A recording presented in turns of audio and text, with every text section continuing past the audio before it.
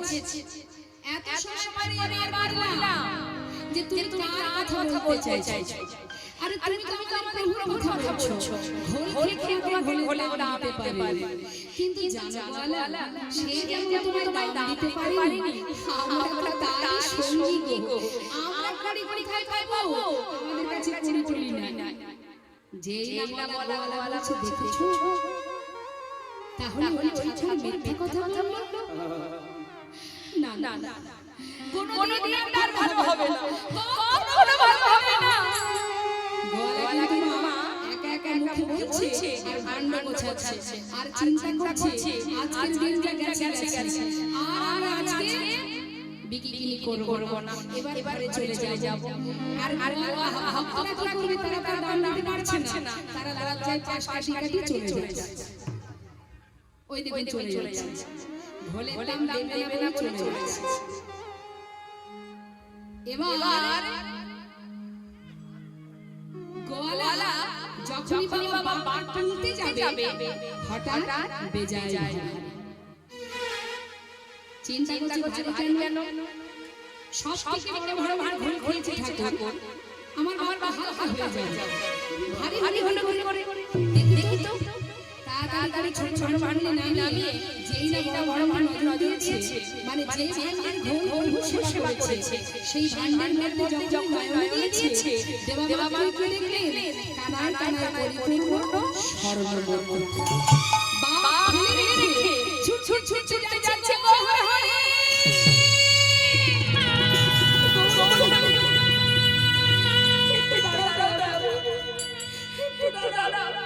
তুমি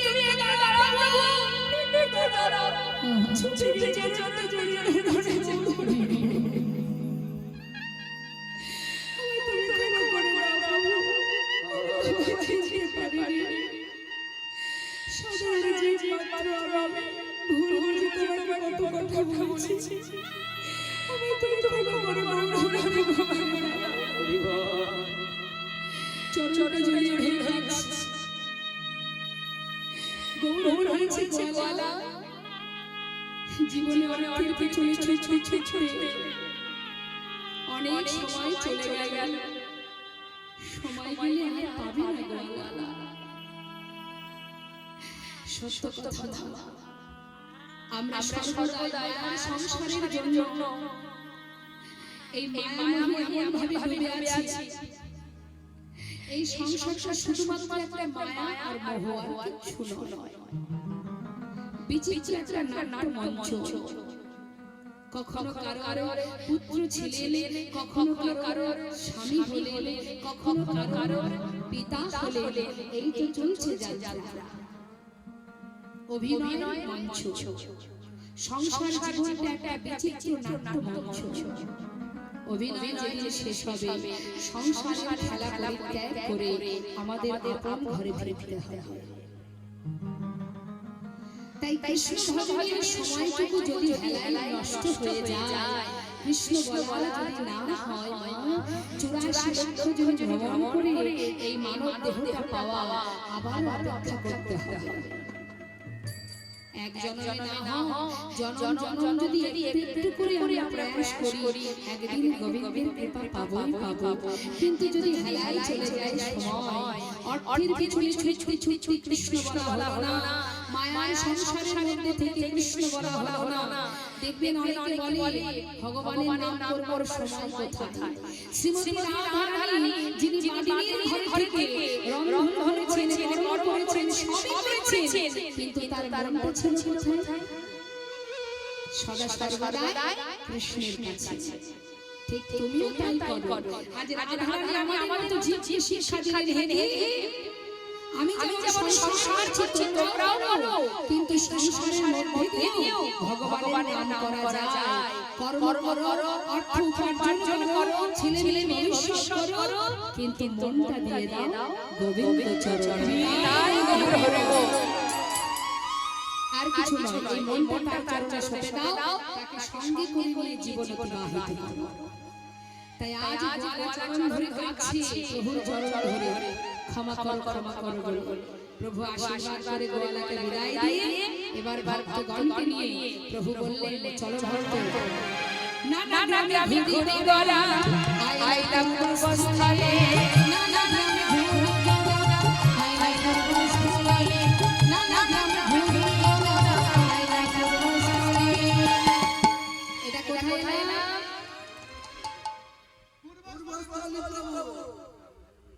অগোবিন্দ, এটা পূর্বস্থলী।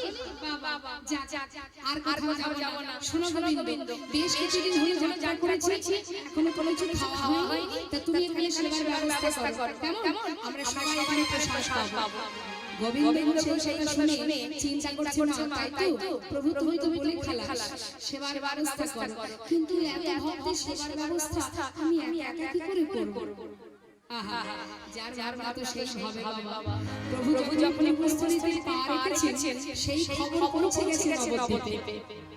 আর নদীবাসী যখন শুনেছেন গৌর এসে পূর্বস্থলীতে, তারা সবাই যাচ্ছে গৌর দর্শনে, কিন্তু খালি হাতে কেউ যাচ্ছে না। সবার প্রভু সেবার ব্যবস্থা। তাই শাস্ত্রে আছে ভগবত দর্শনে গেলে, কখনো কখনো হরিবাসরে গেলে, বা কখনো গুরু গৃহে গেলে খালি হাতে যেতে নেই। আপনার যেমন ক্ষমতা কিছু না কিছু প্রভুর জন্য নিয়ে যেতে হয়। কিছু কিছু জায়গায়, সব জায়গায় নয় বাবা, কিছু কিছু জায়গা আছে আপনি ভগবানের দর্শনে যাবেন, আপনার যেমন সামর্থ্য কিছু না কিছু প্রভুর সেবায় দান করতে হয়, দিতে হয়।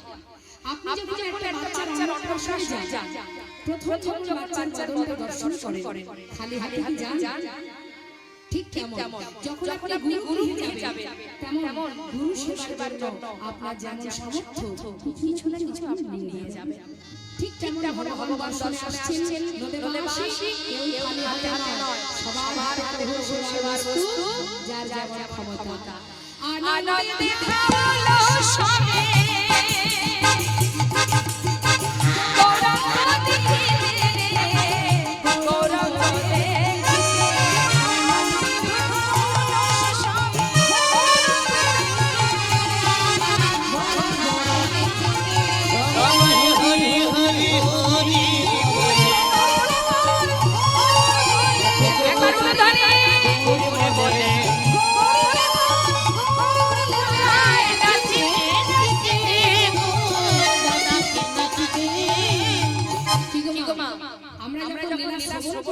তাহলে আমরা লীলার সাথে যাচ্ছি।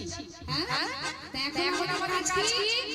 গৌর দর্শন করা, গৌর হরিকে যাচ্ছি আমরা। আমরা সবাই আনন্দ নিয়ে যাব নাকি? তো বদন দর্শন কেন সবার হাত তুলুন দেখি। হ্যাঁ, দেখো কে হো নাচে হো না, কে হো বলে হরি রে, কে হো বলে ওই না, কে হো নাচে হো না, কে হো বলে হরি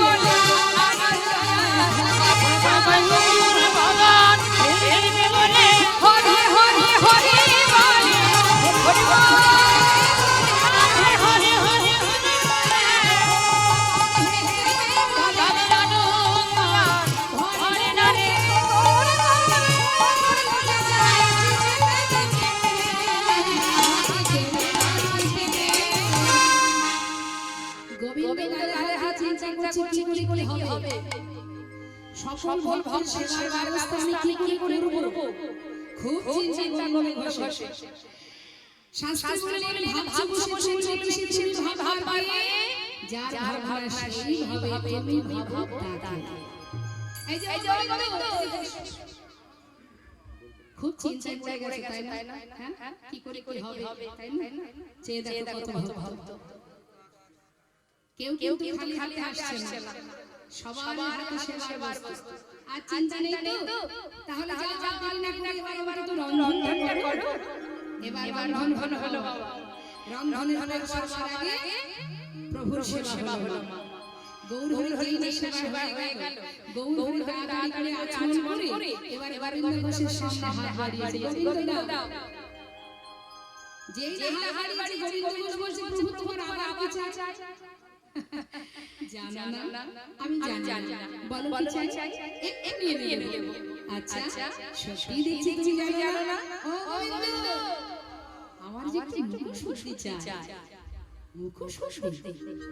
কি মুখশুদ্ধি চাই প্রভু? তাও জানো না? কি মুখশুদ্ধি মায়েরা বলে? আমি তো জানি বা বলতে পারবো। আশা করেছিলাম মায়েরা বলবে। আমার প্রভুর সেবা হয় তো বাড়িতে? সেবা দেন তো?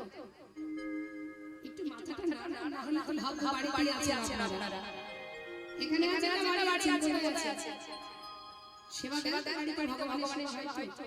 কি সেবা দেন?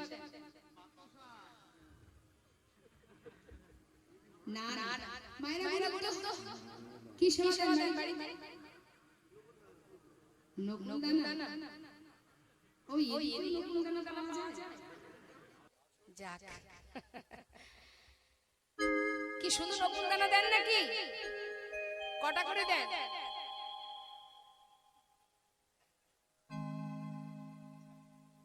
চারটে করে। কপাল ভালো, ভগবানের কপাল ভালো যে চারটে পায়, সব বাড়িতে পায় না। দেখবেন যদি দুইয়ের জায়গায় তিন হয়ে যায় আবার তুলে রেখে দেয়, অনেক বাড়িতে আছে। তবে আরো একটা বিষয় দেখবেন, অনেকের বাড়িতে আছে 14 লেজ্জপিও সারাদিন রান্নাঘরে, আর ভগবানের ওই দুটো নকুল দানা 24 ঘন্টার মধ্যে বরাদ্দ। আর খাবে কারা প্রসাদটা? সকালবেলা ওই যে দিয়ে এলো তুলসী পাতা দিয়ে, পরের দিন সকালবেলা দেখা হবে, তার আগে আর দেখা হবে না। আর ওই নকুল দানা দুটো খাবে কি জানেন? এই দুর্লভ মানব জীব আমরা, আমাদের ভাগ্যে জুটবে না। খাবে কারা? ওই ছোট্ট ছোট্ট কালো কালো পিঁপড়ে যারা, ওরা গুটি গুটি পায়ে গিয়ে ওই প্রসাদ সেবা করে। উদ্ধার হলে ওরাই হবে। আমরা এই কিতাব জ্বালাই ভোগ করব, বারবার এই নরকে আসতে হবে। কেন? আমরা ভগবানকে ভালোবাসি শুধুমাত্র স্বার্থের জন্য। স্বার্থ ছাড়া আমরা ভগবানকে ভালোবাসি না। শুধু স্বার্থ, আমাদের এটা দাও সেটা দাও, সুখে রাখো ভালো রাখো, এটা আমাদের কামনা। তা আজ দেখুন গোবিন্দ ঘোষ, সে তো প্রভুর সেবা দিল, সেবার পরে প্রভু যেই হাত বাড়িয়েছে, গোবিন্দ ঘোষ বলছে, প্রভু তুমি চিন্তা করো না, আমি এক্ষুনি আসছি, এক্ষুনি গ্রামে যাব, তোমার জন্য মুখশুদ্ধি ভিক্ষা করে নিয়ে আসবো। প্রভুকে বসিয়ে রেখে এবার চললেন গোবিন্দ ঘোষ মুখশুদ্ধি ভিক্ষা করতে। বাবা মুখশুদ্ধি মাগিবার তরে গোবিন্দ চলিল,